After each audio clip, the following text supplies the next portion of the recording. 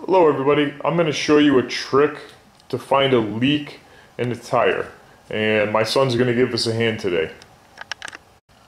I've had a slow leak in this tire for quite some time, and the trick that I use is using a spray bottle with soapy water, and that's all you really need to find a leak in the tire in most cases. These are the basic tools that we're going to need. I just have a bottle with soapy water and a 17 millimeter for removing the lugs, and then I do have a blackjack tire plug kit in case we actually find the leak. Okay, using a 17 millimeter, we're going to take the wheel off, and I'm assisted by my son today. Yep, drop it right on the ground.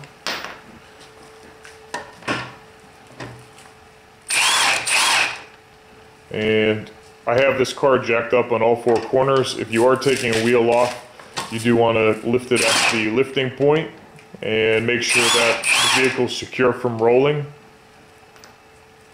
Use a rock under a rear tire, make sure the e-brake is pulled.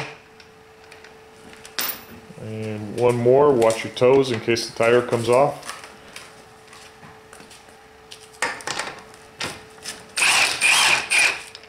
Perfect, okay. Okay, let's take this wheel off, set it down. And you always want to do a nice visual inspection of the tread, see if we can see anything that's obvious, like a nail or a screw.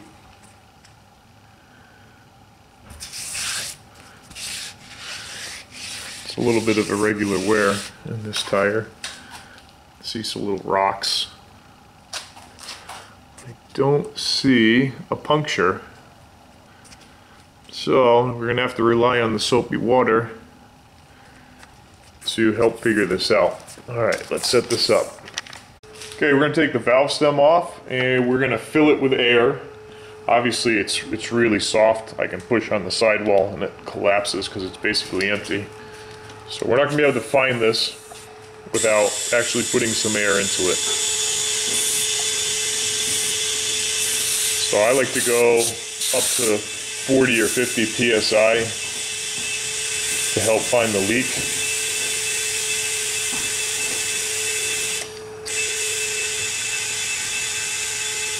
So I'm going to go ahead and fill this up, and then we'll move on to the next step. Alright, so I'm just using normal dish soap. Go ahead. I'm going to start on the valve stem, so just spray some soapy water onto the valve stem, and we're just looking for any kind of bubbling that might occur. And you can move the valve stem around and see if you can get any bubbles coming out. I don't see any bubbles here. And we might not even find the leak because this has been like a slow leak, but I'm hoping the soapy water is going to help. Alright, so we're going to spray the surface and we want to spray the bead because it could actually be leaking around the bead. So, I mean, you just take the soapy water and really soak it down. You know, they used to use tanks or like a tub of water, and then you try to find the bubble or find the leak, and I like using soapy water because you can actually see, oh, I just found it.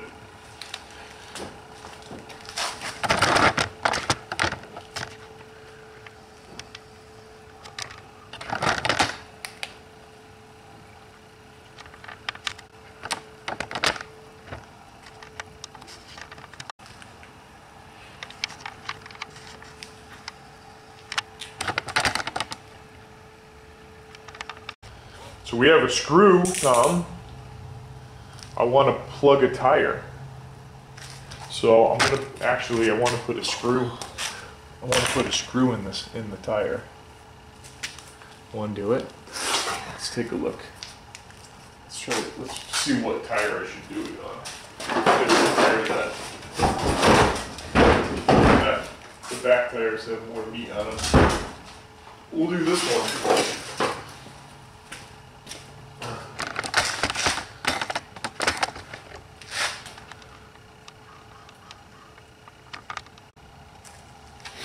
So, what are we going to use to screw this? Or we could use a nail and a hammer from downstairs, Tom. Okay. Well, for the video purposes, we now have a nail in our tire. And let's spray with some soapy water to see if it leaks. I see bubblage.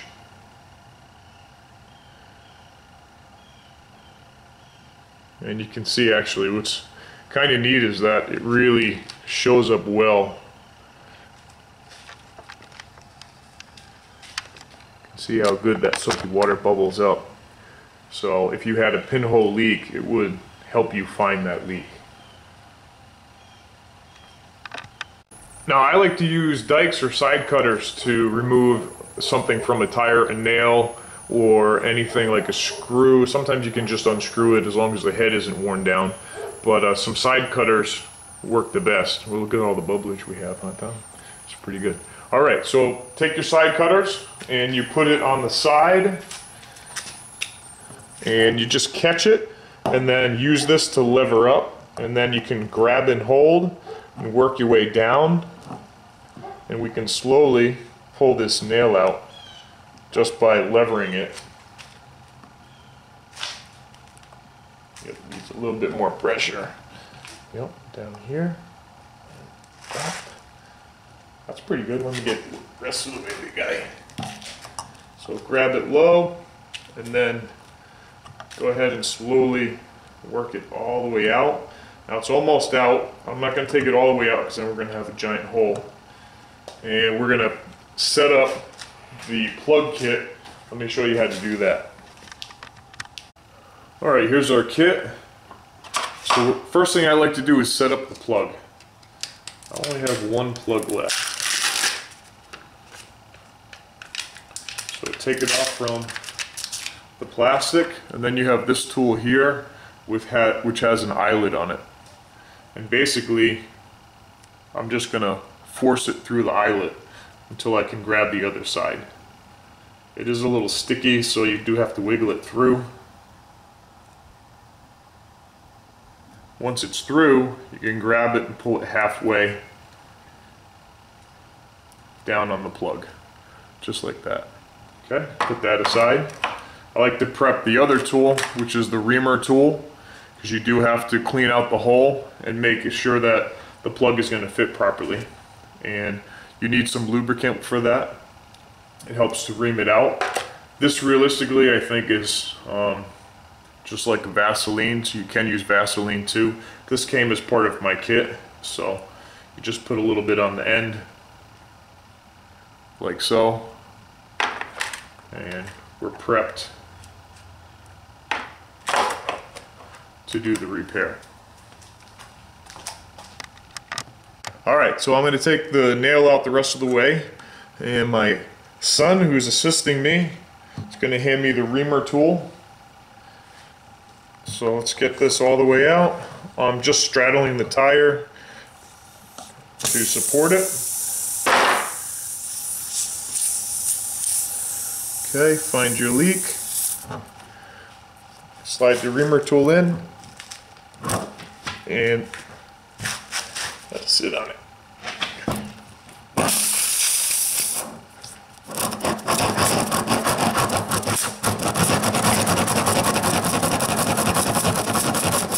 Okay, I like to leave that in until I'm going to plug it. It does take quite a bit of force to plug it. Okay, the other tool please. I'll hand you this one. Alright, here we go.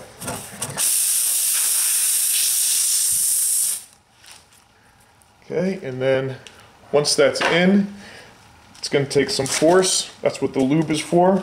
Just straight down. And push it in until just like a quarter of it sits out. Okay, so at that point, the eyelet has an opening in the bottom, so when I pull this tool out slowly, the plug will stay. Now you can leave these ends or you can trim them if you have a razor blade.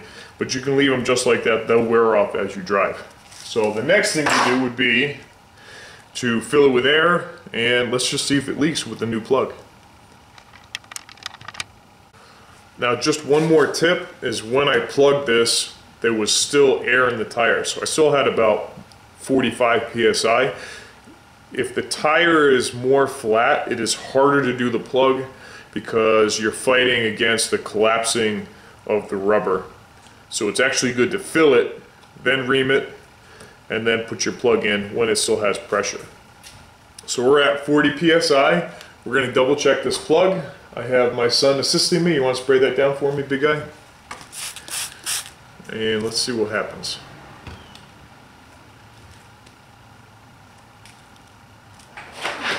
And I don't see any leaks. You want to spray that one more time? I think we just had some residual bubbles. Give us another spray. Yep. Now you don't want to plug a tire, preferably more than once. Although I think, check with your local laws. But I think you can have 2 plugs in a tire, but I wouldn't recommend it. I think 1 plug is really the limit that you should have in a tire before replacement.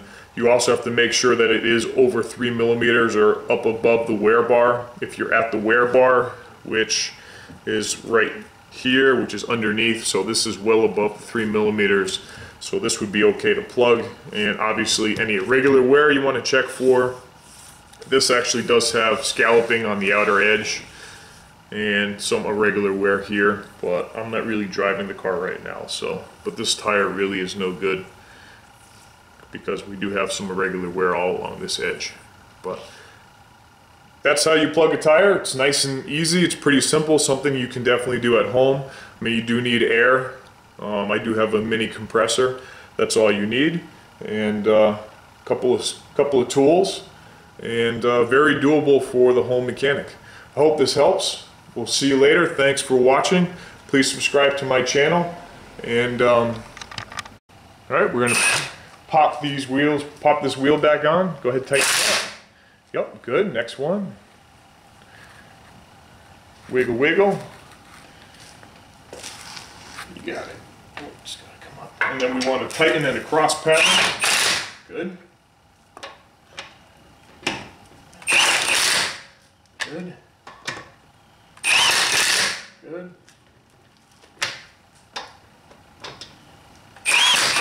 Nice. Nice job. Excellent. All right, I have my son holding the brake because I have the car off the ground, and I want to tighten in a cross pattern. If you have a helper and you have the car off the ground, just need somebody to hold the brake for you. While you torque this down, I'm torquing down to 140 Newton meters. And again, check it in a cross pattern.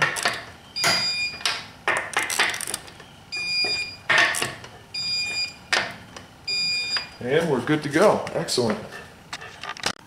Thanks for watching.